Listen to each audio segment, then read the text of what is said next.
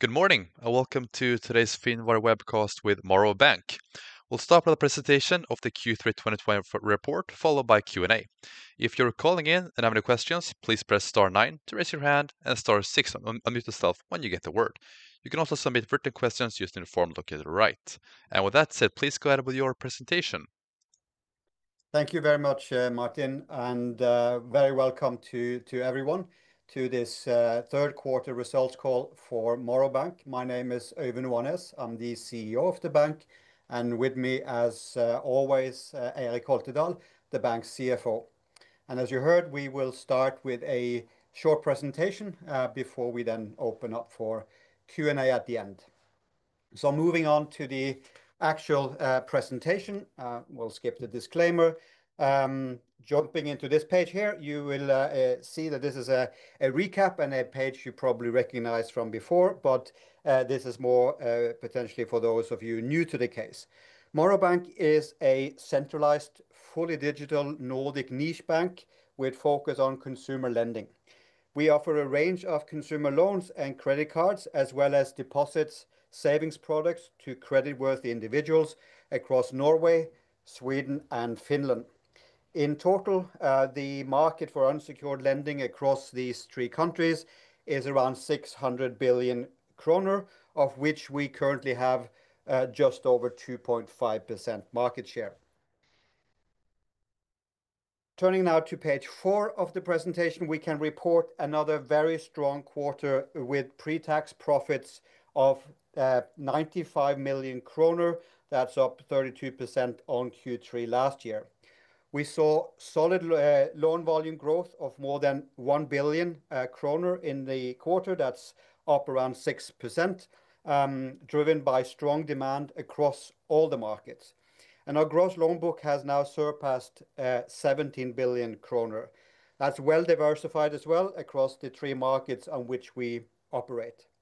The new Norwegian refinancing product that we launched at the end of the summer has contributed strongly to the growth reported for the quarter and is also now giving us good speed into Q4.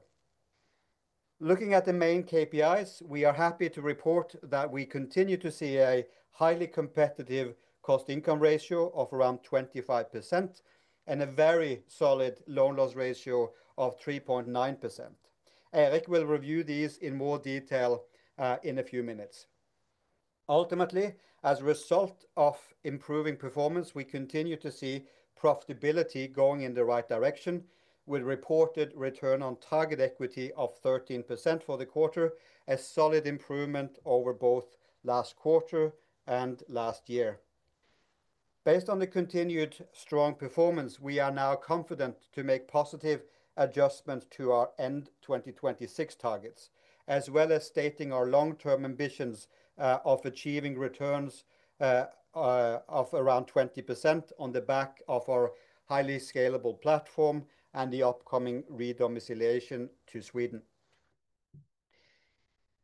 Now, looking at the Q3 results in a longer-term perspective, we can see that we have consistently delivered improving results over the 3-year period since we laid out the bank's new strategy.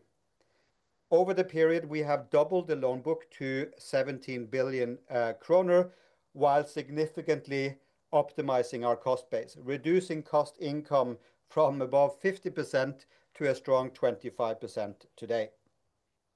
At the same time, loan losses are now at a very comfortable level, back down to a level in line with our guiding.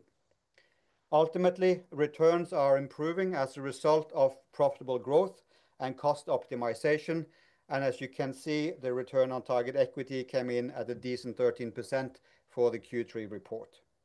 These numbers are obviously strong on its own merit, but as importantly, they also demonstrate the scalability of the banking platform that we have built. And Morrow Bank is definitely positioned to deliver long-term earnings growth. I wanted to also come back quickly to this slide, benchmarking us to our Nordic peers.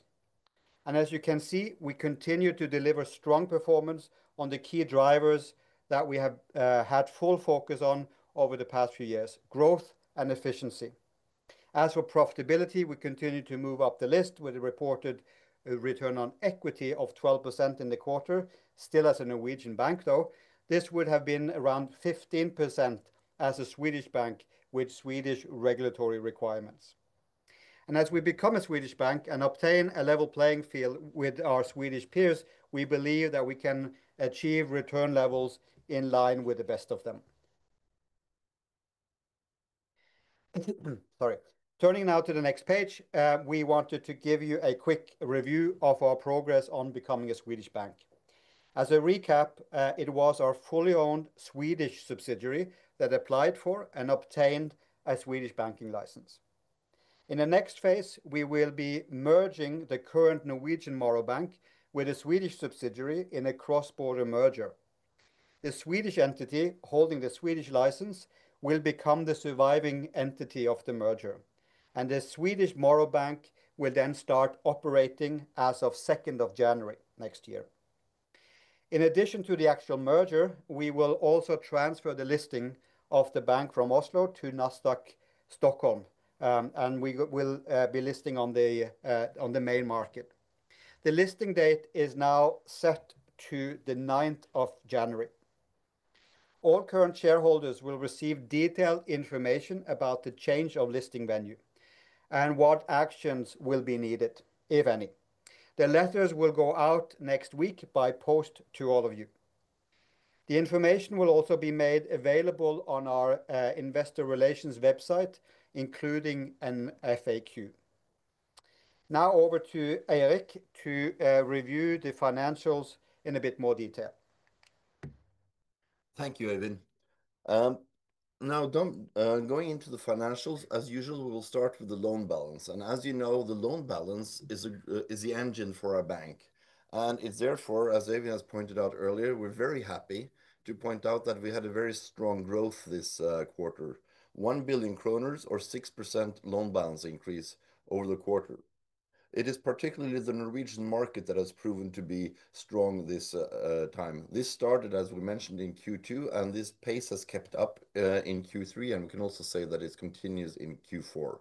And as a result, we had this nice lift on our loan balance, and you can now see the distribution among the three markets. Year on year, the loan balance growth was 10%. And going forward, you need to take into account that in Q4, as we have announced, we have sold our NPL portfolio of 72 million euros, so roughly 800 some million kroners in Q4. That will affect the loan balance, but at the same time, with the good pace we're having, we will also be able to compensate it. And therefore, we say that our long-term 2026 target is around 19 billion kroners, and that also includes these sales as we now have undertaken and possibly some more. Going into the yield picture, you can see that our lending rate is virtually flat, going from 13.5 to 13.4% in the quarter. This is a combination of both loans and a weighted average of both loans and credit cards. But at the same time, we also had a similar decrease in our funding rate, and therefore we have been able to maintain our margins stable. Going forward, we are striving to maintain these margins as a stable level. Now, combining the loan balance development and the yield performance, you can see that we have again an increase in the total income quarter on quarter. Next quarter, we will have a full quarter effect of this nice increase in loan balance we had in Q3, meaning that we'll have the full interest income of that in Q4, and therefore we should expect a further lift in the total income going forward. Jumping to the cost picture, you can see that the underlying performance is fairly stable. The dark solid bars represent our underlying cost base for our operations, but whereas the light turquoise bars is the one-off cost related to the move to Sweden. We do incur some costs to Sweden, and some further costs will come, particularly because we're listing on Nasdaq on the main list, and that entails costs. But at the same time, the underlying part is quite stable. And also you need to take that into account that we are growing the bank considerably. And as a consequence, the underlying cost income ratio, which is the line that we're presenting in the middle, was at 24.7%, and we're maintaining our guidance that it will be around 23%. And again, we consider this to be a proof that we have a quite scalable business model. Jumping to the loan losses, and this is we're quite excited to see this development.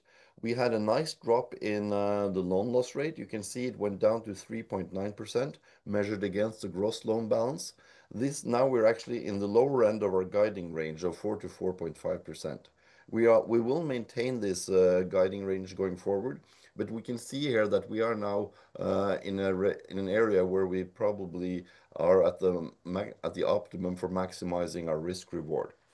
Also, it's nice to see that despite the strong growth we had, our nominal loan losses actually went down in the quarter from 168 to 164 million kroners. Now, combining all these items, total income, costs, and loan losses, you get the profitability picture. And again, we're happy to see that we're having this stable upwards development in profitability, whether you measure it before or after tax. Also nice is that we're having a return on target equity now at over 13%. And this is measured on Norwegian capital requirements. As we've been talking about before, when we move to Sweden, our capital requirements will be lower, and hence also the return on target equity will be higher. Finally, jumping to the solidity and capital situation, you can see that we have a strong balance sheet. Yes, our capital ratio is decreasing year on year if you compare it to Q3 last year, but that is a result of our growing loan balance as well as the fact that we've been paying out dividends. But at the same time, our capital requirements, even on a Norwegian basis, have been lowered. So now it's at 12.2%, the requirement, and thereby giving us a headroom of up to 5%. Again, moving to Sweden, this will increase, and we expect therefore that once in Sweden, we should have a capital headroom of CET1 of up to 1 billion kroners against the capital requirements. Going forward, we maintain our capital allocation priority. First, we will focus on organic growth. Should any portfolio opportunities or M&A opportunities arise, yes, we'll definitely look into that, and we have the capital to spend on that in case of. And finally, we also foresee that if we haven't employed all our capital, we will be returning capital to our shareholders. And with that, I leave the word back to Øyvind. Thank you, Eirik. Flipping to this page. As announced this morning, we are now in a position to look a little further ahead and communicate our longer-term ambitions for the bank.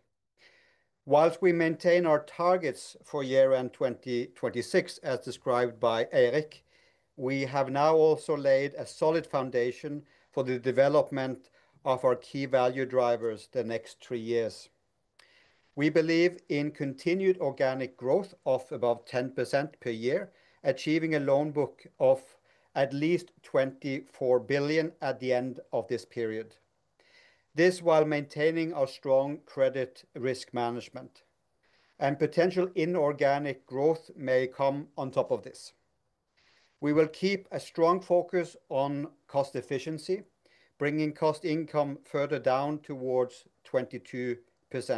And ultimately, we believe we can achieve our ambition of returns of around 20% by year-end 2028. So let me try and summarize the key takeaways from today's presentation. We have delivered another strong quarter with solid growth and improving returns. Profit before tax came in at 95 million kroner. That's up 32% compared to Q3 of last year. The redomiciliation to Sweden is now just around the corner, and we will list on Nasdaq Stockholm on the 9th of January. On the back of this, we have made positive adjustments to our 2026 year-end targets, with target for annual growth now over 10%. We've also introduced longer-term ambitions as laid out on the previous page, targeting return levels in line with our best performing Swedish peers. And one more thing, for those of you who are new to the case or want to hear more about our strategy behind the now communicated long-term ambitions, we will issue an updated company presentation and also host a webcast here on Finwire on Tuesday next week. A separate invitation for this event will follow shortly. And with that, thank you for listening, and we should now open up for questions. Thank you very much for your presentation. And yes, let's open up the Q&A section here. Start with the first one. Q3 2025 compared with the Q3 2024, net interest income in Norway is down. Do you have any comments on that? In Norway, the loan book growth has just started to pick up during Q3. I don't remember exactly what the Q3 loan balance in Norway was there, but we had seen a decline from Q3 2024 until this summer. And as a consequence, the loan balance is probably at a lower range. And also, we don't have a full quarter effect. So this is a result of the mathematics of the loan balance development. It will increase now that the loan balance is increasing. Thank you for that answer. We'll take the next question here, and it's a rather long question. Instabank has significant growth in Germany and has issued more credit cards in Germany in the first 6 months of 2025 than they have issued in total in Norway and in Finland combined since inception. Instabank is guiding for significantly stronger loan book growth going forward compared to Morrow Bank. And 41% of TF Bank's loan portfolio is in Germany, where they have reported strong growth in Q3 2025. And TF Bank now has 379,000 active credit cards in Germany, up 33% year-to-year as of Q3. The question is, why shouldn't Morrow Bank consider Germany? Thank you for that long question, and it's a good question. First of all, maybe just congratulate also Instabank and Robert and the team with a very good performance in Q3 and the year so far. It's interesting to follow them and see that they are performing well with their new venture in Germany. And obviously, Germany is it's the largest market in Europe and will always be something that everyone, I guess, will look at. For us, in the short to midterm, we have full focus now on the organic growth across the markets on which we operate. As I laid out, this is a 600 billion large market. We have just about 2.5% market share of that market. So there's ample room and then some to grow further. We've also obviously had very much focus on now securing level playing field for our business across the Nordics by moving the bank to Sweden and becoming a Swedish bank and significantly improving our returns. Now, if we look a few years ahead, we do have a credit card platform. It's well performing in Norway and in Finland. Whether we'll go into Germany as well at some point remains to be seen. It is an opportunity, but at the moment we do focus on the levers that we've laid out, and we do focus on moving the bank to Sweden.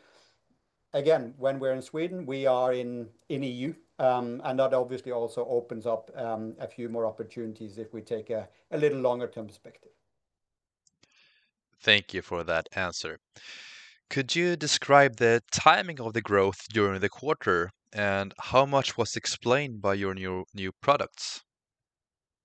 Yeah, I mean the growth accelerated through the quarter. So there's definitely more new volume in September than in August, naturally, and also more volume in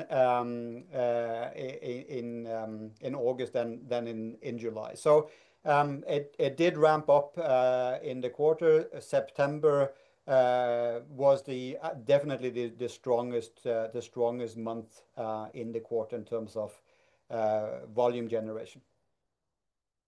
And as Eirik, I guess, alluded to when we look at volume on his page, The full effect, obviously, of this volume will come into our numbers in the fourth quarter.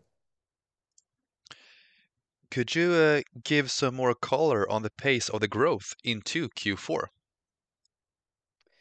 Yeah, I guess we've alluded to that already. There is a very good speed in the business at the moment. And as we now moved in, we actually do have the first month behind us of the fourth quarter. It does look very good. We continue to keep up the growth pace. So that's looking very strong. And what gives you the confidence to raise your organic loan growth target above 10% in the current Nordic consumer finance market? Well, basically a couple of things. As you would have seen from today's presentation, we have already delivered a 10% year-on-year growth from last year. We also have year to date delivered a 10% growth, and the year is not over yet. So we do see that our platform do have the capability to absorb that growth. We do see that the demand in the market is definitely there across the three markets. We do see that our new product is performing very well, this Norwegian product. And we're taking market share, which we should. And based on our scalable platform, that is something that we're quite confident that we can keep up and perform as well into the next years. And we're containing also the risk level. We're not going further down out on the risk curve. We're at the same levels as we were before in terms of client acceptance. Just to add that. Very good point. Thank you both for that answer.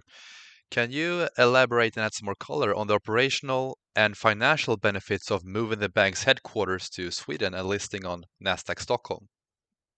Well, ultimately, there are a few drivers for us moving to Stockholm, as we've been talking about, I think, on quite a few of the previous calls. But one, we do see that in the market every day when we compete for customers or we compete for capital, we are typically up against Swedish peers. And for us, the most important thing with this exercise is to secure a level playing field with those competitors or peers, as we like to call them.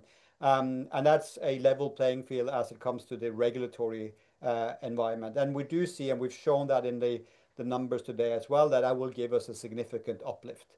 The second thing is that, unfortunately, I would say, we have seen more and more of those Norwegian niche players, niche banks, actually move out and establish business outside of Norway.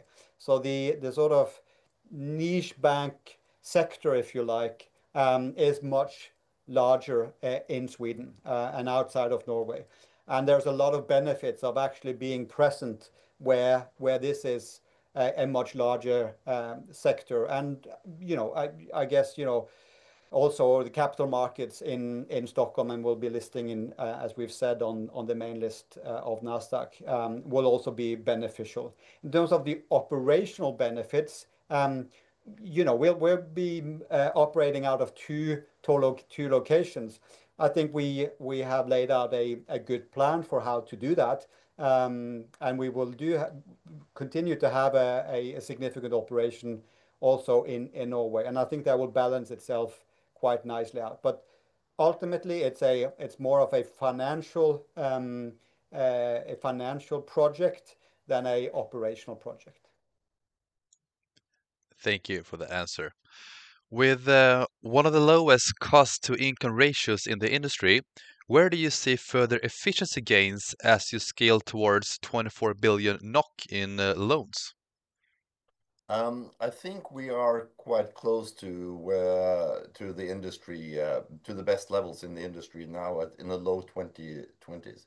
To go below 20% is actually very hard, at least at least in the way we operate.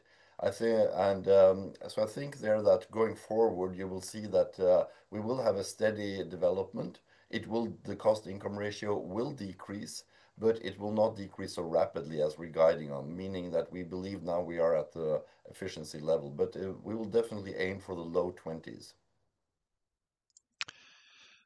The loan loss ratio improved to 3.9%. Do you expect further improvement, or is this a normalized level going forward? This is probably a normalized level going forward. There is probably more downside risk, downside in the sense that it could go lower than it will go up. But for the time being, we're maintaining our guiding at 4 to 4.5% there in the near to medium term. Thank you. And we'll take one final question here. You've set ambitious 2028 targets of 20% return on tangible equity and 24 billion NOK in loans. What are the key milestones and main execution risks on the way there? Well, the key milestones is, first of all, what is just around the corner is to establish the bank in Sweden, and secure a level playing field as it comes to capital requirements. With that, I think we can become more competitive and continue to drive our organic growth going forward. We do also, as we've said a few times before and also demonstrated we can do before, we do look for inorganic opportunities, and we will definitely pursue those as we go forward. They could add to that target of 24 billion. The 24 billion is an organic target, and we've also both demonstrated and also guided on a 10% growth organically going forward. So just 10% growth every year, 3 years ahead, and you'll get pretty close to that 24. And we do think there are opportunities to improve on top of that. We do think that we have, as I said, we have the platform to achieve that. We have the teams who can achieve that. So I don't really see any obstacles, at least that we control, to that target. Thank you. And that concludes the Q&A session. Thank you both for presenting and answering our questions, and I wish you all the best. Thank you very much. Thank you. And I just a last note, for those of you who didn't have the chance to ask your question at the call today, we're obviously always available. You can contact us through our investor relations email or call us anytime, and I'm sure we'll find some time to speak. If not, we'll see each other again in February for the next quarterly update, then as a Swedish bank, live, I guess, from Stockholm. Thank you very much.